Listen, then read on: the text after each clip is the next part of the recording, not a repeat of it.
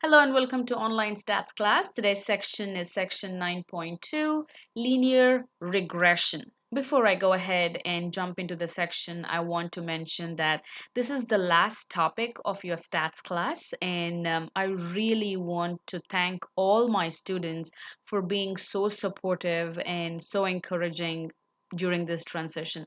I really could not have done it without y'all. So thank you so much. I really mean it.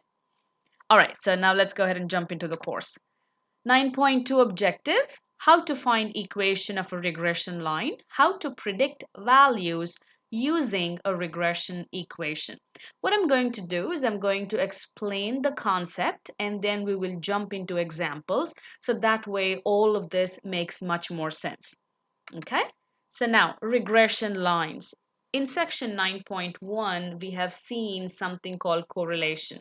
So we saw that, if there are dots here and the dots are all going up, then there is a positive correlation. And if the dots are going down left to right, then there is a negative correlation, right? And if you had the dots everywhere, then there is absolutely no correlation. So we've seen something like that.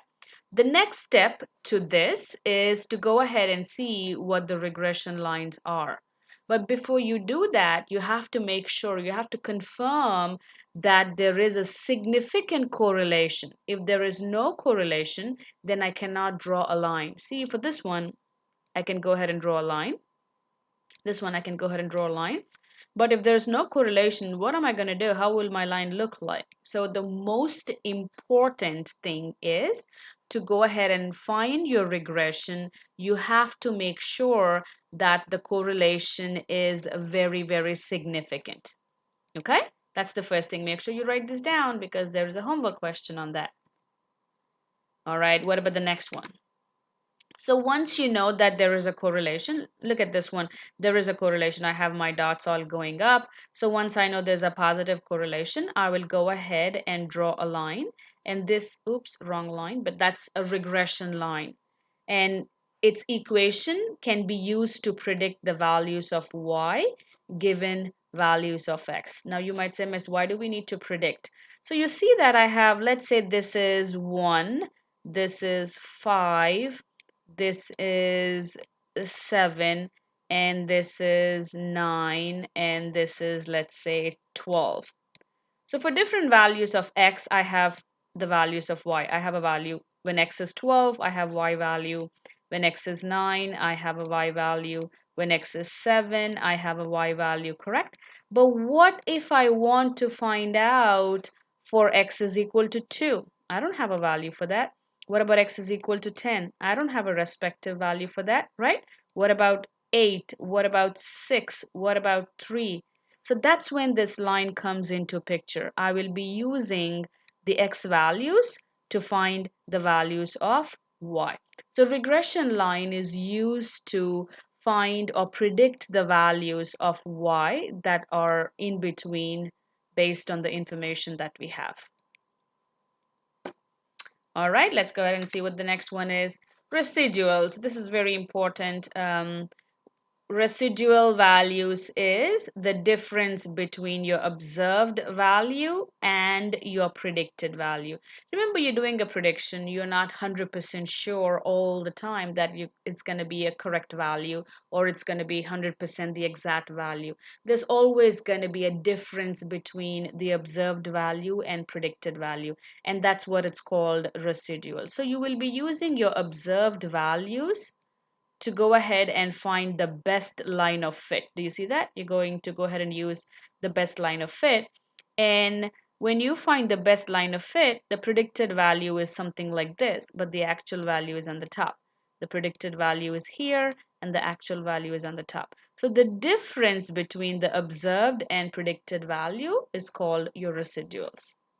And again, this is going to make much more sense once we start working on our homeworks. So the differences are called the residuals. The residuals can be positive, they can be negative, or they can be a big fat 0. When are they zeros? When your observed value and your predicted value are exactly the same. So there's no difference between them. That's when the residual becomes a 0. Okay, regression line, it's also called as the line of the best fit. So what does it mean, line of the best fit? So you have all these values, 1, 2, 3, 4, 5, you have these values here, and you want to draw a line that pretty much covers all the points, or it's a line of best fit. So this is called the line of best fit. So if I draw a line here, there's always this line pretty much covers everything because there's only a slight difference between the observed and predicted values. So this is called the line of best fit. We're going to go ahead and see how to find the equation of line of best fit.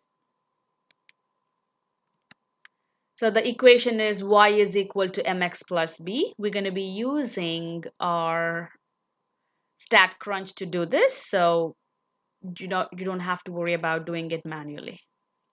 Where m stands for the slope and b stands for the y-intercept, the basic linear algebra. Y is equal to mx plus b, m is your slope, and b is your y-intercept. And the y is called the predicted y value, because that's what you're predicting. And how do you predict the y value? You will simply take your x value and plug it into the equation. You're going to go ahead and see all of that.